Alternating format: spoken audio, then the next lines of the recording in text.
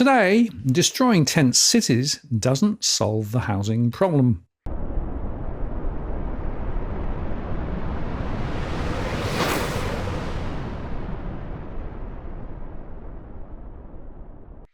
Hi again, it's Martin North from Digital Finance Analytics, from the latest posts covering finance and property news.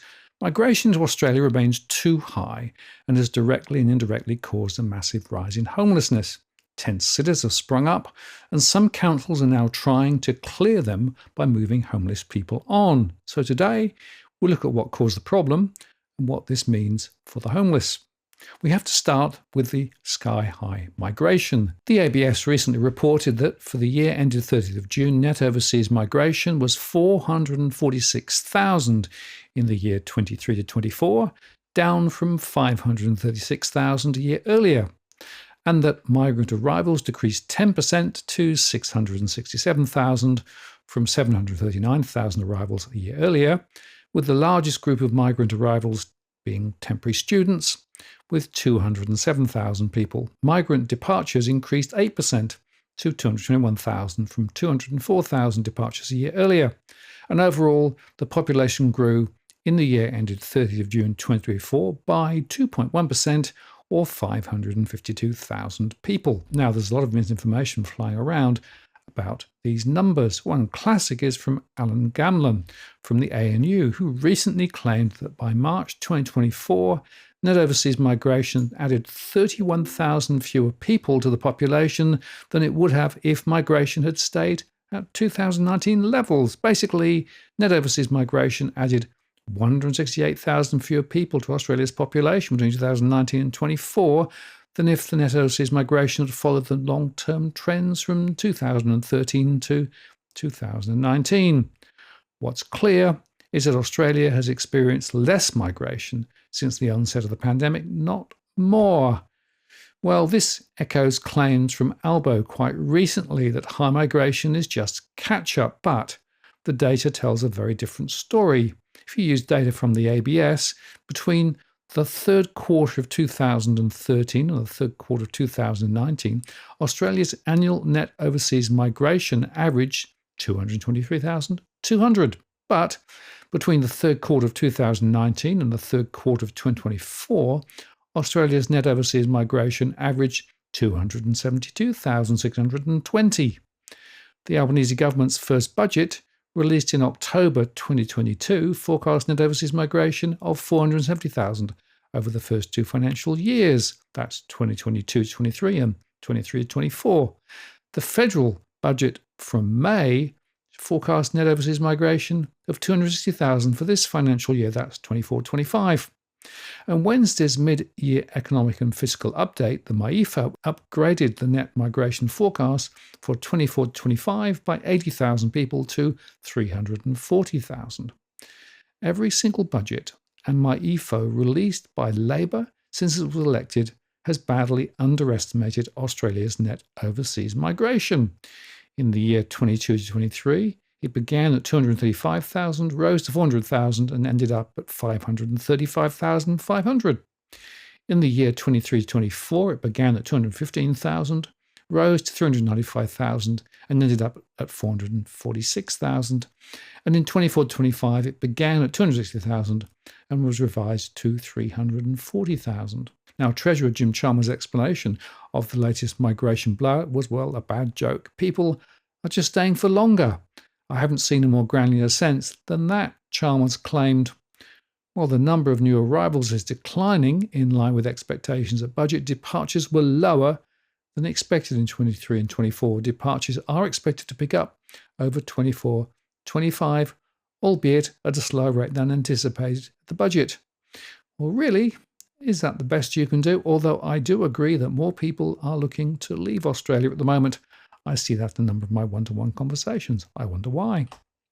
Annual migrant departures were 221,200 in the year to June 24 versus 309,000 in the year to June 2019, so down by 87,800. Annual migrant arrivals were 666,900 in the year to June 2024 versus 544,400 in the year to June 2019, so up by 116,500. Thus, the blowout in net migration is driven primarily by, guess what, excessive arrivals.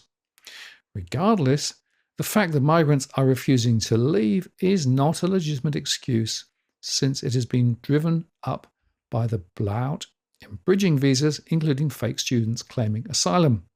Migrants are manipulating the system to prolong their stay in Australia, and Labor has refused to take the necessary action to fix that problem. In short, the Albanese government has lost control of immigration and has delivered the housing crisis that we're in the middle of. Now, CBA analysis shows that Australia's population growth has exceeded the pre-pandemic trend. Population growth will continue to grow faster than the trend as net overseas migration remains historically high, they say. The Australian population has now returned to its long-term trend growth, meaning that the loss of population growth from the closing of the borders has been fully recovered. CBA note, indeed, around 30,000 more people call Australia home than the trend would have suggested. So that's against the ANU claim. It is likely the population will move further above the trend in coming quarters until net overseas migration numbers return to its pre-pandemic trend, they say.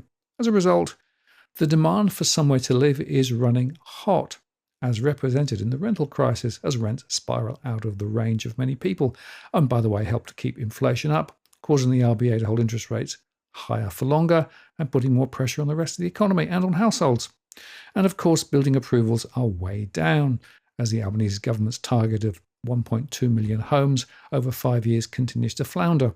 Master Builders Australia Chief Executive Dianta Wan said to the AFR recently that even though some of the issues around building materials inflation are starting to abate, we're still seeing the flow-on effect from the pandemic. Unfortunately, this continues to ripple through the industry.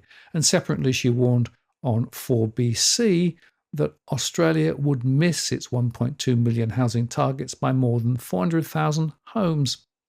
The HIA, the Housing Industry Association, released data on home sales recently and showed that they declined in November to the lowest level since January 2024. Now, Justin Faber at Antipodean Macro shows that new home sales have retraced following the pull forward to beat changes in the National Construction Code. And while new home sales in the 12 months to November were 8.2% higher than the previous year, they remain at an historically low level overall. And the same can be said for Australian dwelling approvals, which rebounded moderately to 168,166 for the year ended October 2024, but they were a hefty 30% or 78,824 below the Albanese government's yearly target of 240,000 homes. The home building industry, of course, remains severely supply constrained. Construction costs have soared by around 40% since the beginning of the pandemic, and while cost inflation has eased significantly, output costs remain above pre-pandemic norms. The vast number of insolvencies affecting the sector have also eroded supply capacity further, and to cap it all, very few of those imported migrants want to or can work in construction. But there are profound consequences of all these bad policies, and some people are falling off the housing perch altogether. As The Guardian reported recently, Musgrove Park in Brisbane's West End has been a residence of last resort since white settlement and a gathering and communal place long before that. But with the Brisbane of the past still cheaper than Sydney or Melbourne, fewer people needed it then, but things have changed. With the rate of development approvals by council halving in the last 40 years, Brisbane has gone from among the cheapest to the second most expensive city in the country. According to a Queensland Council of Social Services analysis, around 10,000 people were homeless on census night back in 2021 in southeast Queensland. Most of them lived in cars or on the couch of a friend, or hundreds lived on the street. But at the last count, there were 47,820 Queenslanders on the state's social housing waiting list. The average wait for housing is 2.5 years. Rising homelessness has become even more visible over the last couple of years when tents started springing up in parks all over town. One reason why they appeared was because Paul Slater, the president of the Northwest Community Group, donated them to homeless people in the area. But now councils have responded by treating the problem as a security issue. Brisbane City Council turned off the power and barbecues at Musgrove in October, citing an escalation of violence and antisocial behaviour in those encampments. It was perceived by many as an attempt to make the place inhospitable. Moreton Bay Council recently banned homeless people from keeping pets or sleeping in vans, and ironically, the barbecues were back a few weeks later after people brought in gas bottles and created a much bigger risk. Aid services last week cleared homeless people in Orley Park, and it was not the first. Some people move on. In fact, ordinary tents are not only seized when they're abandoned, Slater says, but mass clearances have happened in the past and the pressure is escalating. It's also not unusual for people's belongings to be seized and then destroyed. The police pink shirts from state housing authorities and council staff who last week arrived in heavy rain, they had umbrellas, the homeless people who did not have even access to a shower were ordered out of their tents. The entire park was cleared. The occupants of tents were issued with a move-on directive. Slater suspects complaints by wealthy neighbours prompted the council action. The council literally threw out a tent that they'd put up the day before, he said. I've given them a brand new tent. The council threw it in the garbage. According to a report produced for QCOS and other services this year, a large part of council homelessness referral teams' work is now responding to requests from the public to enforce move-on orders. The hardest part, I think, of our job is that we get incoming correspondence from residents that are in equal part, get rid of the homeless, and equal part, can you do more for the homeless? The report quotes one council employee as saying, the council doesn't care, Slater says. They'll pick up the whole tent and put it in the back of the truck. One academic described the decision by a homeless person to be seen as a political act. They're demonstrating their kind of deprivation through living in a tent in a public realm. And I'm glad that it pisses people off. Cameron Parsell, a social scientist professor at the University of Queensland, says, we should be pissed off, but rather than being pissed off by the people in the park, we should be pissed off about the lack of affordable housing. For all the concern about safety, several service providers say the crackdown risks undermining the group most at risk, homelessness people themselves. And there are still schools of thought about safety, by the way. Many trust in safety in numbers.